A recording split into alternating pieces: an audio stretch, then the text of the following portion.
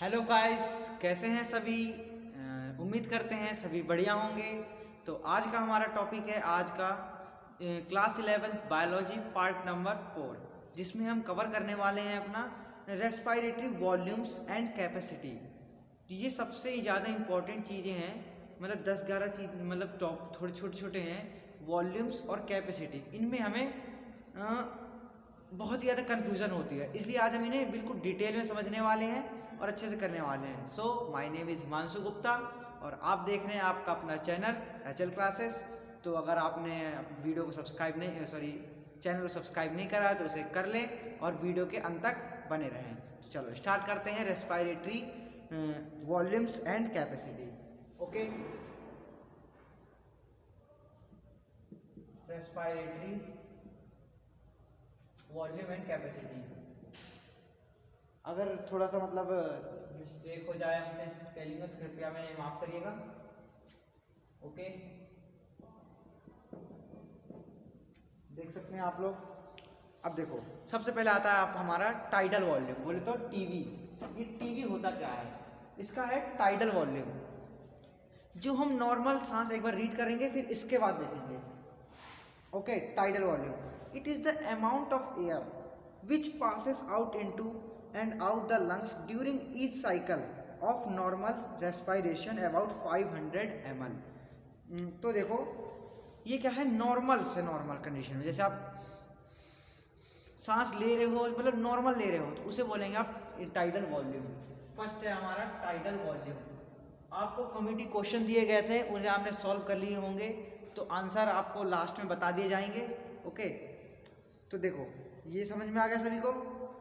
Tidal volume, the amount of air which passes out passes into and out the lungs during normal breathing, normal respiration. ये कब होता है? Normal respiration. इसका नाम होता है टाइडल वॉल्यूम। और ये कितना होता है? 500 ml, केवल नॉर्मल रेस्पिरेशन में, मतलब जो सिंपली चली उसे बोलेंगे हम टाइडल वॉल्यूम। ओके, दूसरी, अभी थोड़ा स्टार्टिंग है इसलिए अभी आपको समझ नहीं आ रहा होगा, पर आगे आगे धीरे धीरे आपको समझ में आने लग जाएगा। अगला है इंस्पिरेटरी रिजर्व वॉल्यूम। अब ये क्या होती है? इसे हम आपको शॉर्ट फॉर्म में ज़्यादातर इसे देखने को मिलेंगी, inspiratory reserve volume, inspiratory reserve volume. ये वीडियो आपकी कम थोड़ी सी लेंदी नहीं होगी, मतलब शॉर्ट ही है, जिसमें आपको ज़्यादा चीज़ें समझाई जा रही हैं शॉर्ट वीडियो में। It is the extra volume of it can be inhale into lungs during maximum inspiration. ये कितनी होती है? 2500 से 3000 होती है। अभी देखो ये कितनी होती है? 2500 से 300 ml तक होती है। अब देखो ये IRV होती क्या है? IRV जब आप नॉर्मल ले लिए, इसके बाद जब आप बहुत ज़्यादा लास्ट तक सांस लेते हो उसे बोलते हैं IRV, लास्ट तक। ये आपने सांस ले लिया, ठीक है, ये हो गया आपका टीवी, टाइडल वॉल्यूम। इसके बाद जब आप सांस लेते हो, भर लेते हो जब आप, वो कितनी होती है? 2500 से 3000, उसे बोलते हैं हम IRV, inspiratory reserve volume. Inspiratory reserve volume, ये याद रखना, जो सब ज़्यादा मतलब फोर्सफुली इंस्पायर कर जाए उसे बोलते हैं इंस्पिरेटरी रिजर्व वॉल्यूम। अगला है आपका थर्ड है रेसिडुअल वॉल्यूम। पहले वॉल्यूम समझेंगे, इसके बाद वो करेंगे RV, रेसिडुअल वॉल्यूम। ये वॉल्यूम क्या होती है? ये वॉल्यूम वो वॉल्यूम होती है जो हमारे लंग से कभी भी नहीं निकलती है। ये जब निकलती है जब आपकी डेथ, मतलब आपकी नहीं, जब किसी की डेथ हो जाती है तब ये वाली जो एयर होती है वो निकलती है, ये याद रखना। और इसकी कितनी होती है? ये होती है आपकी 1100 से 1200 ml। इसके आपको ये भी याद होने चाहिए। ये अब देखो एक बार रीड कर लेते हैं इसे। कब होती है? It is the volume of air remaining the lungs after force expire. It can not be measure directly and free only after lungs are opened. तो देखो ये कभी भी नहीं निकलती है, ये हमेशा लंग्स में ही रहती है। जब कोई किसी की डेथ हो जाती है तभी ये वॉल्यूम निकलती है। ओके, अगला है ERV, इंस्पिरेटरी रिजर्व वॉल्यूम। अब ERV,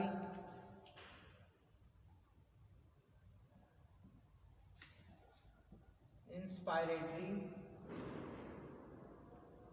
रिजर्व वॉल्यूम। ओके। अब देखो ये क्या होती है, जब आप नॉर्मल ले निकाल देते हो सांस, उसके बाद जो सांस निकालते हो उसे बोलते हैं हम ERV। और इसकी वैल्यू कितनी होती है, इसकी वैल्यू आपकी 1000 से 1100 ml होती है। इसकी वैल्यू होती है 1000 से 1100 ml होती है। ये कब होती है, जैसे आपने देखो सांस ले ली नॉर्मल, ये होगी आपकी TB, ज़्यादा ले ली, ये क्या हो गई आपकी IRV, इंस्पिरेटरी रिजर्व वॉल्यूम हो गई, फिर आपने छोड़ी, ठीक है, ये आ गए आप TB पर, फिर आपने TB भी निकाल दी। इसके बाद जो आप फोर्सफुली एक्सपायर कर सकते हो उसे बोलेंगे हम ERV। ये कितनी होती है 1000 से 1100 होती है। ये याद रखना। एक और है इसमें, कौन सी है, एक नहीं, ये सारा आई थिंक 4 ही है। ओके, एक बार चेक कर लेते हैं, गलत नहीं होना चाहिए हमारा। ओके, ये हमारी 4 ही है, ठीक है। तो देखो एक बार और देख लेते हैं। टाइडल वॉल्यूम जो हम सिंपल लेते हैं, ओके, IRV 2500 से 300 तक, 3000 तक। तो ये जब फोर्सफुली इंस्पायर करते हैं वो एक, ओके, तो IRV हो गया। जब निकाल देते हैं, जब TB में आ गए। और रेसिडुअल वॉल्यूम जो हमेशा बची रहती है। और ERV क्या होती है, ERV जब फोर्सफुली एक्सपायर कर देते हैं वो होती है आपकी ERV। ओके, यहाँ समझ में आ गया सभी को। अब कैपेसिटी वॉल्यूम समझ में आ गया सभी को। अब आते हैं कैपेसिटी पर। आपको अभी एक ग्राफ भी मिलेगा, ग्राफ की मदद से आप अच्छे से समझ सकते हो। कैपेसिटी फर्स्ट, इंस्पायरेटरी कैपेसिटी है फर्स्ट आपकी। इन दोनों में डिफरेंस करना बहुत ही ज्यादा है, सही है, होना चाहिए। फ्री कैपेसिटी और वॉल्यूम में। ओके, तो देखो कैपेसिटी में क्या होता है, it is the amount of air that can be inspired with maximum effort. It about 3000 से 3500 ml। It is sum of TB and IRV। अभी देखो IRV सिंपल क्या था, जब आपने TB ले ली उसके बाद जो एक्स्ट्रा लिया आपने वो IRV था। अब इंस्पायरेटरी कैपेसिटी क्या है, सिंपल भी जोड़ेंगे उसमें और आपकी क्या जोड़ेंगे, IRV भी जोड़ेंगे। इसमें क्या क्या जोड़ेंगे, सिंपल मतलब टाइडल वॉल्यूम भी जोड़ेंगे प्लस IRV। जब उसे जोड़ने के बाद जो आएगा वो होगा इंस्पायरेटरी कैपेसिटी। आपने सिंपल ले ली, सिंपल ले ली और ले ली। अब जो सिंपल और ये सिंपल कितनी थी 500, वो कितनी थी 1100 से कुछ थी। तो उन सबको जो एक सेकेंड, वो आपकी 2500 से 300 थी, 2500 से 3000 के बीच में थी। और जो TB थी कितनी थी 500 थी। तो दोनों को जोड़ देंगे, कितना बच जाएगा, लगभग आपका 3000 से 3500 के बीच में आपका वो बैठ जाएगा। तो TB और IRV इसमें दोनों जोड़ेंगे और इसकी कितनी हो जाएगी वैल्यू 500 इसकी और कम से कम इसकी 3000 इसकी थी। तो ये बन जाएगी आपकी 3000 से लेकर के 3500 ml तक बन जाएगी। ये हो गया आपका पहला इंस्पायरेटरी कैपेसिटी। दूसरा है आपका फंक्शनल रेसिडुअल कैपेसिटी। अब ये क्या होता है, FRC, सभी के शॉर्ट फॉर्म लिखते चलिएगा। Functional residual capacity. अब ये क्या नहीं बना है, इसे भी समझना जरूरी है। तो देख सकते हैं आप, it is the amount of air remaining in air passage and alveoli at the end of quiet expiration. The functional residual volume also prevent collapse alveoli expiration. It is about 2500 ml. It is the sum of ERV and RV. तो देख सकते हैं आप, ये क्या होता है, सम होता है किसका, ERV और RV का सम होता है। ये इसमें क्या क्या आता है, ERV एक्सपायरेटरी रिजर्व वॉल्यूम और RV reserve volume, residual volume, इन दोनों का क्या होता है, ये सम होता है। इसकी वैल्यू कितनी होती है, इसकी वैल्यू होती है आपकी 2500 ml। अगली आती है आपकी वाइटल कैपेसिटी। वाइटल कैपेसिटी, अब ये क्या चीज है, इसमें देखो, it is the maximum volume of air which can be moved in out the lungs. It is about, तो ये क्या है, ज्यादा से ज्यादा एयर जो आपके लंग से जा सकती है उसे बोलते हैं हम वाइटल कैपेसिटी। और इसकी वैल्यू होती है आपकी 3000 से लेकर के 4000 ml के बीच में। मतलब इसकी ज़्यादा से ज़्यादा एयर से लंग से एयर जा सकती है, उसे बोलते हैं हम वाइटल कैपेसिटी। समझ में आ गया सभी को। टोटल लंग कैपेसिटी, ये लास्ट है हमारा TLC। 2-3 टॉपिक और हैं छोटे छोटे से, उन्हें भी देख लेंगे। टोटल लंग कैपेसिटी क्या होती है, ये भी इंपॉर्टेंट है अपना। ये क्या होती है, the total volume of air containing in lungs eight the end of forceful inspiration. कितनी टोटल कितनी हमारे अंदर एयर आ सकती है, उसे बोलते हैं हम टोटल लंग कैपेसिटी। तो देख के पता चल रहा है ये कितनी होती है, ये होती है आपकी 5500 से लेकर के 6000 तक के बीच में। उसमें क्या क्या चीज़ें आ जाती हैं, सबसे पहले रेजिडुअल वॉल्यूम प्लस एक सेकेंड सही है, ERV भी आएगी, TB भी आएगी और IRV, मतलब स्टार्टिंग से सारी वॉल्यूम इसमें आ जाती हैं, उसे बोलते हैं हम टोटल लंग कैपेसिटी। ओके, एक और है आपका, दो और है, मतलब डेड स्पेस। अब ये क्या होता है, anatomical dead space, the portion of respiratory passage in which incoming and outgoing air is completely lock. This air is not uses gases exchange and there about 30% of tidal volume 150 ml।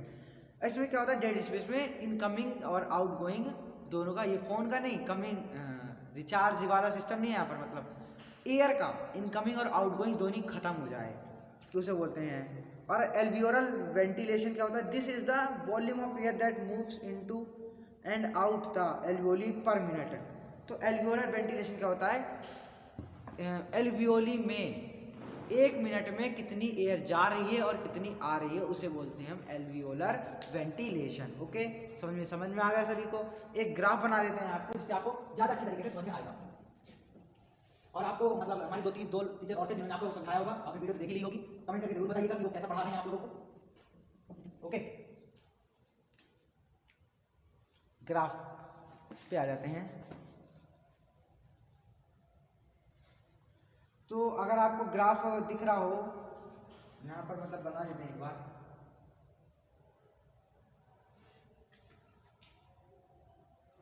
ये भी simple है, normal चल रही है। Okay, फिर यहाँ पर एकदम से हाई हो गई, फिर ये लो हो गई। अब देखो यहाँ पर क्या हो रहा है, ये तो टाइडल वॉल्यूम चल रही है यहाँ पर। ओके, इतने में टाइडल वॉल्यूम जो सिंपल चलती थी 500 वाली सिस्टम है यहाँ पर। फिर जब ये ऊपर गई, ओके, यहाँ से ये होती है आपकी क्या, IRV, जिसकी वैल्यू कितनी थी 2500 से लेकर के 3000 के बीच में, सॉरी 3000 ml के बीच। यहाँ कितना था 500 ml था यहाँ पर, तो कोई दिक्कत नहीं है। IRV हो गई, ये भी हो गई। और RV रेसिडुअल वॉल्यूम क्या होती है, जो नॉर्मल में अंदर ही रहती है, यहाँ से यहाँ तक वाली ही होती है ये। ओके, मतलब जैसे कि आपकी लाइन है, इससे हमेशा जो हमेशा लंग्स में रहती है, वो कभी भी नहीं निकलती है, वो होती है रेसिडुअल वॉल्यूम। ये भी कितनी होती है आपकी, 1100 से 1200 होती है, जो कभी भी नहीं निकलती है लंग्स से, ये डेड मरने के बाद ही निकलती है, ये होती है। ये समझ में आ गया।